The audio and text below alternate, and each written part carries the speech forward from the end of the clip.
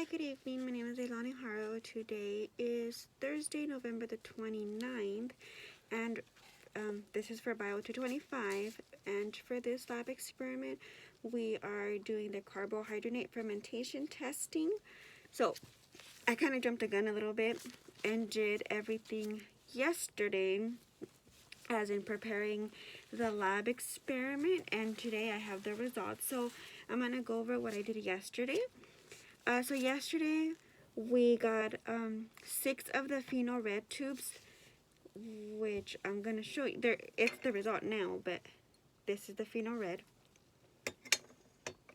tubes, and we got 6 of them, and we labeled each of them number 1 S. cerevisiae and number 1 S. epidermiditis. So we have 3 of the S. cerevisiae and 3 of the S. epidermiditis, which we will be testing with glucose, fructose, and mannitol to see if any change of color happened or anything. Sorry, my mask is falling. So what we did was we got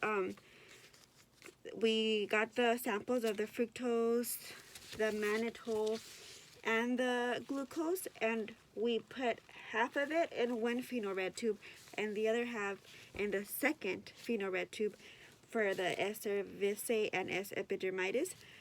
And then we did it for all 6 of them, half and half. And then we place 6 Durham tubes into each of the phenol red tubes. And then we also used our cultures from the previous lab experiment for the S. cerevisiae and the S. epidermiditis, and we carefully transferred some of the 4 drops into each phenol red tube, and then with the Durham tubes inside as well. And then we incubated the samples for 12 hours. And after putting the broth vial, the Durham test tubes, and also the fructose, glucose, and mannitol products inside the test tubes. So today is after the 12 hours, and what I'm looking at is most of them did change color. So I'm going to turn the camera this way so you can see a little bit. And you can see this one changed a little bit of color, not too much. So the results should be fermented with gas production and non-fermented. So I'm going to show you one. So this is fermented with gas production because you can see the bubbles right here. Right in here are the bubbles. And this is for the number 3 S. epidermiditis, the mannitol. So this produced gas. And this is the S. cerevisiae for the mannitol. This one has a little bit as well. Take my goggles. A little bit, but not too much as the first one. And this is the fructose for the S. cerevisiae. There's a line, but they don't really look like bubbles, so I don't think there is any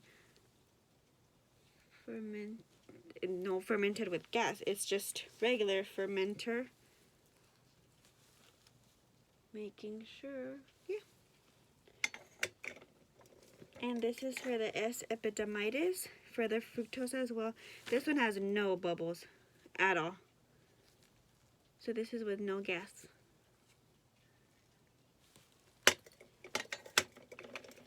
And then this one is for the S. cerevisiae with the glucose, which is also the fermented, just regular. Nothing, no exciting things happening here. But this one is the S. epididymitis with the glucose. Taking it so I can see a little bit better. This one, it doesn't look like anything really happened. There is some lines here. It's just like a pinkish reddish color, but there's no bubbles, nothing. So I just feel this one didn't really get fermented, I guess you would say is the word. But everything else looks pretty interesting and something happened to it. And then, well, that concludes the 12-hour incubation observation of the carbohydrate fermentation testing. And I will finish my pictures on my lab report. Thank you.